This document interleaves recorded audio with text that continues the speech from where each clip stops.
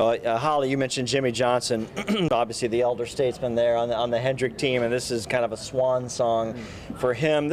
I don't know. He didn't really hint yesterday that he would be kind of emotional about this. At some point during the Daytona 500, he's going to glance up at something he's probably never seen in all of his years, and it's going to mean something to him.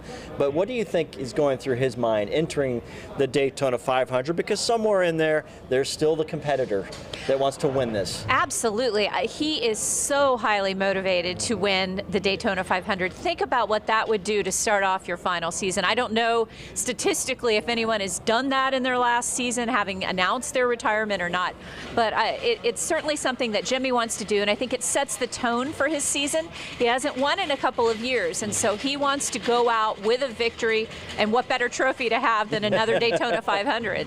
Yeah, 95 races since Jimmie Johnson has won. Yeah, that's saying something. I didn't realize yesterday that he's run the Baja. Yeah. And he said, "No, I've run it." And I asked him, I go, Jimmie, listen, I've seen it on TV, I've seen the videos. I think those guys are nuts. What did you think? And he goes, "Thought we were nuts." Actually, then he said he thought his parents were nuts for allowing him to run in the Baja. But Holly, this is a guy who still has competitive juices. He's not going to go grab the fishing rod or become an elite golfer.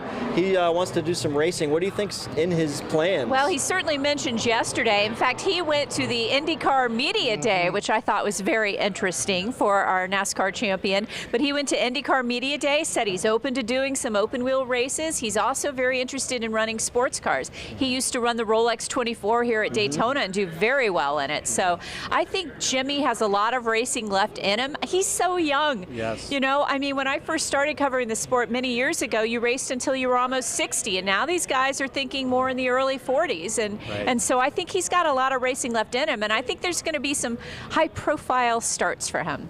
Very interesting. You know, salaries certainly have a lot to do with that. Drivers certainly made a lot more money in today's NASCAR than drivers did way back in the day, so they felt like they had to race longer, you know, to earn their money. But yeah, Jimmie Johnson, he does not like to use the word retirement, because he is not retiring from racing. And, you know, and